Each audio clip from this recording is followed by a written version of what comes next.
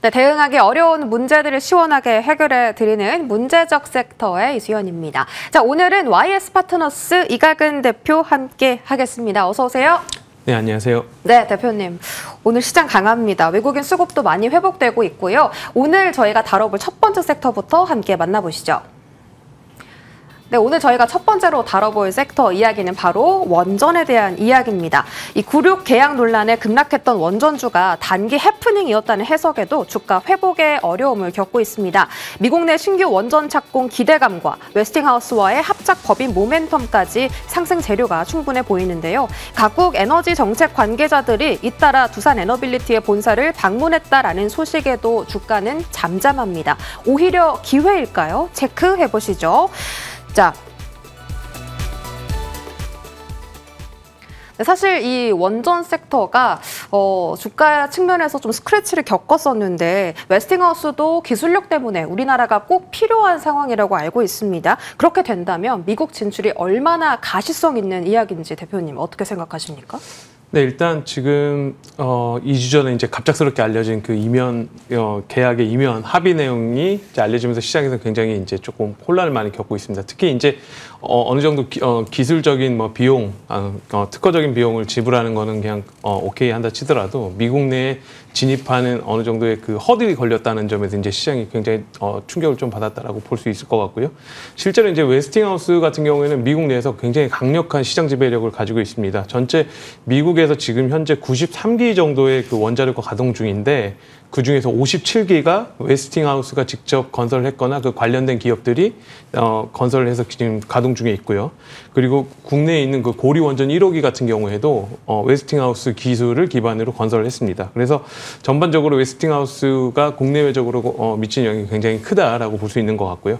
오늘 아침에 또 보면 계속해서 이제 JV에 대한 얘기가 나오고 있는데 아직 웨스팅하우스에서는 이렇다 할 대답을 안 내놓고 있습니다. 이게 뭐 휴일이어서 안 내놓고 있는 건지 아니면은 뭐 거들떠 볼 필요도 없어서 안 내놓는 건지 이제 그런 것들은 조금 지나봐야 되긴 알겠지만 웨스팅하우스 입장에서는 지금 급할 게 전혀 없고요.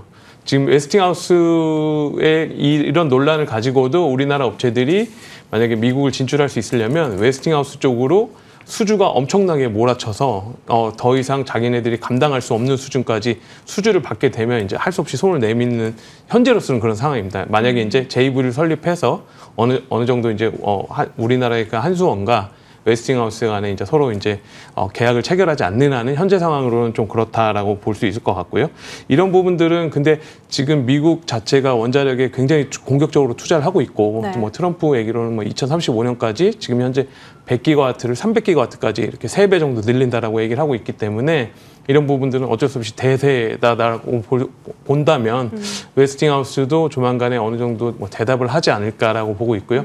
이런 부분들이 해결되면 궁극적으로 이제 원전에 대한 어느 정도 수주가 가시화되지 않을까 싶습니다. 원전 같은 경우에는 국가의 기간 산업이기 때문에 지금 아무 나라하고 이렇게 할 수가 없거든요. 지금 원전을 가장 적극적으로 하고 있는 게 지금 중국 그리고 러시아인데 이제 미국의 원전 증설은 어느 정도 그거에 대한 반대급부이기 때문에 전 세계적으로 원전의 이 한수원 같은 컨소시엄을 가지고 있는 업체들이 대략 10개 내외가 되는데 그 중에서 중국, 러시아 뭐 몇 개 빼고 나면 사실 웨스팅하우스도 협력할 수 있는 업체들이 몇 개 안 남습니다. 그러면 이제 결국에는 궁극적으로 우리나라랑 잘 해결해서 우리나라의 그 한수원 컨소시엄이 미국에도 진출할 수 있는 계기가 될 수 있도록 하는 게 네. 가장 좋은 해결 방법인 것 같습니다.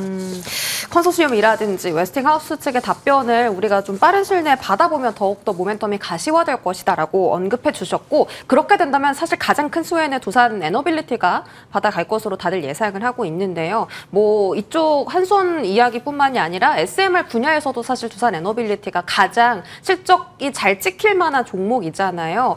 만약에 이런 기대감들이 현실화가 된다면 오늘이 기회가 아닐까. 두산 에너빌리티의 현재 주가 전망은 어떻게 보세요? 네, 일단 두산 에너빌리티 같은 경우에는 지금 웨스팅하우스와의 한수원과의 문제가 해결되지 않더라도 뭐 그 팔러는 굉장히 많이 열려 있다라고 보시면 될 것 같습니다. 웨스팅하우스가 그 주기적으로 자체적으로 그 기자재의 실질적인 공급 능력을 아직까지 갖추지 못한 상황이고 이런 거에 대한 파트너들, 그러니까 아까 말씀드렸던 한수원은 일종의 컨소시엄이고 그 안에 두산 에너빌리티가 포함이 돼 있는 거고요. 하지만 두산 에너빌리티는 자체적으로 웨스팅하우스나 다른 업체들에게 그쪽에 대한 기자재를 전반적으로 설계해서 제공하는 능력을 가지고 있기 때문에 이제 요거는 살짝 별개로 볼 수 있을 것 같고 이런 부분들은 향후 두산 에너빌리티가 꼭 우리나라의 그 한수원이 JV를 하지 않는다 하더라도 가능성은 많이 열렸다라고 보시면 될 것 같고요. 말씀하셨던 것처럼 그 대형 원전 말고도 SMR 쪽으로도 지금 사실 그 전 세계적으로 두산 에너빌리티가 가장 독보적인 기술력을 가지고 있습니다. 네. 그래서 이런 부분들 특히 그 미국에서 AI 센터들은 원전에 대한 선호가 굉장히 높거든요. 그러니까 SMR 쪽을 자체적으로 투자를 한다고 하면 거기에 파트너로 두산 에너빌리티를 손잡을 가능성이 굉장히 크고요. 지금 보면 아까 그 미국이 2050년까지 300기가와트 얘기를 했었는데 지금 전 세계적으로 보면 지금 미국, 중국, 러시아 이런 데 다 합쳐서 보면 지금 2035년까지 지금부터 10년간 대략 300기가와트의 원전을 신규 건설한다는 계획이 현재까지 나와 있거든요. 이거를 돈으로 환산하면 대략 한 4천조 원 정도 내가 됩니다. 그러면 연간으로 300조에서 400조 원 이상의 시장이 되기 때문에 지금 우리가 대한민국 대표 기업이라고 할 수 있는 삼성전자, 하이닉스가 메모리 반도체 쪽 가지고 있는데 메모리 반도체 시장을 다 합쳐봤자 200조 정도가 되는 거거든요. 그래서 이런 부분들 감안하면 두산 에너빌리티에도 많이 그 기회가 있다라고 볼 수 있을 것 같습니다. 네, 좋습니다. 현대건설도 추가적 질문 드리고 싶은데 사실 그 두산 에너빌리티뿐만이 아니라 원전하면 가장 먼저 떠오르는 종목이기도 하고 근데 건설 불경기가 좀 강하게 이어지다 보니까 사실은 조금 혼란스럽거든요. 원전에 포커싱을 할까 아니면 건설에 포커싱을 할까 이 투자 매력도는 어떻게 보십니까? 일단 건설 부분은 2분기 실적 나오면서 어느 정도 네. 주가에 다 반영이 됐다라고 보여집니다. 비용이나 아니면 전체적인 그 실적 리바이즈 다운되는 것들이 실적에 어느 정도 주가에 반영이 됐다라고 보여지고요. 이제 지금부터 남은 건 대략 크게 두 가지 그 원전 모멘텀이 있는데 미국 팰리세이드 SMR 쪽 착공 그리고 불가리아 원전 이렇게 두 가지 모멘텀들이 약 현대건설로서는 4조에서 10조 그러니까 두 개 합치면 대략 14조 원 이상의 그 수주 모멘텀이 가지고 있기 때문에 지금 주가에서는 현대건설도 좋게 봐도 될 것 같습니다. 좋습니다. 현대건설에 대한 긍정적 답변까지 얻어봤고요. 두 번째 섹터로 넘어가시죠.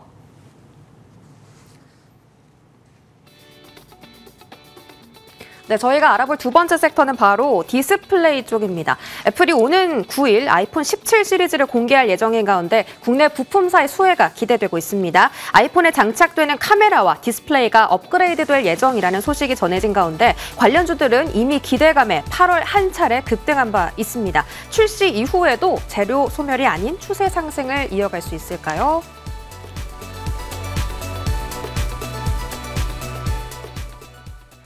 네, 하반기 디스플레이 쪽 전망 한번 알아보도록 하겠습니다. 최근에 중국이 디스플레이 분야에서 점유율을 빠르게 올리고 있는데 국내 기업들 문제없이 하반기에도 실적 개선을 할 수 있는 걸까요? 현재 업황 분위기 어떻습니까? 네, 일단 상반기에 굉장히 안 좋았습니다. LG 디스플레이 주가는 7,000원까지 찍었던 상황이고요. 네. 이런 부분들이 이제 가격도 안 좋았고 판매량도 안 좋았고 이런 부분 다 주가에 반영됐다라고 볼 수 있는데 지금 어제 나온 그 8월달 수출 데이터 잠정치를 보시면 평판 디스플레이 수출 금액이 대략 9억 7천만 달러 정도 나왔고요. 전월 대비 대략 23% 정도 급증했습니다. 올해 1월달 저점이었을 때가 대략 5.6억 달러였으니까 대략 거의 2배가 조금 안 되는 수준까지 가파르게 올라오고 있는 상황인데 일단 수요도 좋지 않지만 가격이 어느 정도 안정세를 보이고 있고요. 그리고 수요는 좋지 않지만 더 나빠지지 않는 상황이라고 보시면 될 것 같습니다. 그래서 여기에 더해서 최근에 그 BOE의 OLED 특허 침해 이제 LG 디스플레이 같은 경우는 직접적인 수혜는 아니지만 그래도 삼성 전체적으로 영향을 좀 받고 그 서플라이 체인까지도 영향을 받는다라고 보면 상반기가 디스플레이 산업의 저점이었다라고 볼 수 있을 것 같습니다.